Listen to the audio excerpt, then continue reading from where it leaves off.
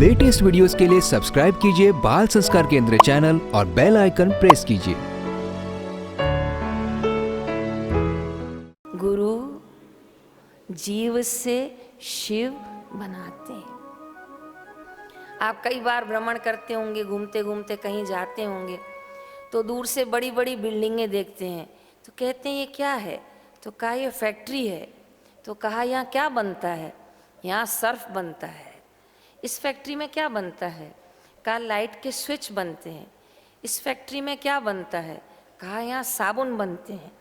इस फैक्ट्री में क्या बनता है, कहा कपड़े बनते हैं।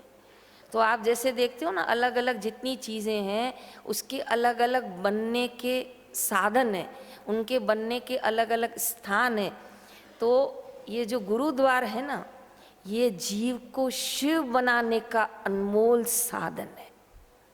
इसलिए जो चाहता हो कि मैं अपने मूल स्वरूप को जानूं, जो चाहता हो कि मैं अपने निज स्वरूप को पाऊं, जिसको जानने और पाने के बाद फिर किसी माता के गर्भ में लटकना नहीं पड़ता, तो वो ये ब्रह्ममय, आनंदमय, ज्ञानमय, भक्तिमय स्थान है जहाँ गुरु जीव से शिव, बोलिए ना, बनाते हैं। बस एक गड़बड़ होती है।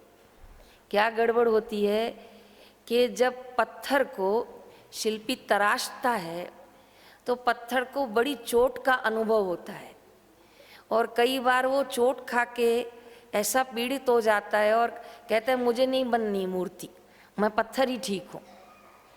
और कई बार वो चोट खाने से बचने के लिए वो पत्थर ही रह जाता है। लेकिन जो पत्थर शिल्पी के हाथ लग जाता है और शिल्पी के हाथों की चोट को सहन कर लेता है, वो जो उसे तराशता है वो कबूल कर लेता है, तो तराशते समय उससे कुछ कठिनाई होती होगी, लेकिन जब वो पत्थर से मूर्ति बन जाता है तो फिर वो जन जन में पूजनीय हो जाता है। इसलिए जब गुरु जीव को शिव बनाते हैं तब बड़ा कठिन लगता है। उस समय लगता है 4 बजे उठना ही पड़ेगा। घर पे अच्छे आराम से 7 बजे उठते। अब गोपाष्टमी है, गाय को खिला के खिलाना पड़ेगा। आंवला नवमी है, पूजा करनी ही पड़ेगी। त्रिकाल संध्या में बैठना ही पड़ेगा। सफ़ेद वस्त्र पहनने पड़ेंगे, तिलक करना पड़ेगा, सात्विक भोजन लेना पड़ेगा, संयम का पालन करना पड़ेगा। कठिन लग रहा है, दिख रहा है, लेकिन जब ये जीव से ब्रह्म हो जाएगा तो अपने गुरुओं का एहसानमंद हो जाएगा, रोम रोम गुरुजनों का ऋणी हो जाएगा कि जो कार्य लाखों माता पिता मिलकर न कर सके, वो केवल जन्म दे सके, पालन पोषण कर सके, पर मेरे सद्गुरु ने हमें मुक्ति के द्वार पहुंचा दिया।